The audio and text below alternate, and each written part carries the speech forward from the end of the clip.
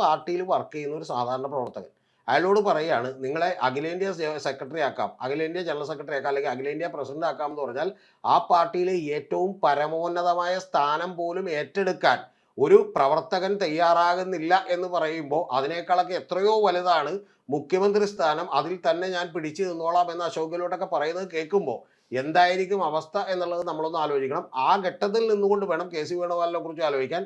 സംഘടനാ general secretary സ്ഥാനമൊക്കെ ഇട്ടിട്ട് പുള്ളി എപ്പോൾ ഇങ്ങോട്ട് വന്നെന്ന് ചോദിച്ചാൽ മതി, സത്യം പറഞ്ഞിട്ടുണ്ടെങ്കിൽ എന്തെങ്കിലും ഒരു ചാൻസ് കിട്ടിയാൽ. കാരണം അല്ലെങ്കിൽ ഒരു 10 കൊല്ലം കഴിഞ്ഞിട്ടായിരിക്കും പിന്നെ ഉറപ്പായിട്ടും ഒരു ചാൻസ് വരാൻ സാധ്യതയുള്ളത്. പക്ഷെ അദ്ദേഹം എന്തുകൊണ്ടായിരിക്കും എം പി സ്ഥാനം രാജിവെച്ചുകൊണ്ട് ഡയറക്റ്റ് തന്നെ തെരഞ്ഞെടുപ്പിൽ മത്സരിക്കാതിരുന്നത്? ഇപ്പോൾ പൊതുവേ ഒരു പ്രതീതി സൃഷ്ടിക്കേണ്ട എന്ന് വെച്ചിട്ടാണോ? കാരണം അദ്ദേഹം ഈ പറഞ്ഞ പോലെ രാജിവെച്ചിരുന്നെങ്കിൽ മറ്റു പലരും അത് ക്ലെയിം വെക്കുമെന്ന് അതൊന്നും ഓർത്തിട്ടാണ്. കൊണ്ടല്ല. രാഷ്ട്രീയത്തിൽ എപ്പോഴും കഴിഞ്ഞ തവണ തന്നെ അദ്ദേഹം എന്തുകൊണ്ടാണ് ഈ പറയുന്ന കേരളത്തിലേക്ക് വന്നത് എന്ന് ചോദിച്ചാൽ, കേരളത്തിലേക്ക് വളരെ ബുദ്ധിമുട്ടിയാണ് അദ്ദേഹം വന്നത്. എന്ന് പറഞ്ഞാൽ ബാലൻസ് ഉണ്ടായിരുന്ന രാജ്യസഭാ സീറ്റ് പോലും ഉപേക്ഷിച്ചുകൊണ്ട് അത് യഥാർത്ഥത്തിൽ ബി ജെ പിക്ക് ജയിക്കാനുള്ള അവസരം ഒരുക്കുന്ന ഒരു സീറ്റാണ്. ആ സീറ്റ് അദ്ദേഹം അവിടെ കളഞ്ഞുകൊണ്ടാണ് യഥാർത്ഥത്തിൽ പിന്നെ കേരളത്തിലേക്ക് വന്നത്.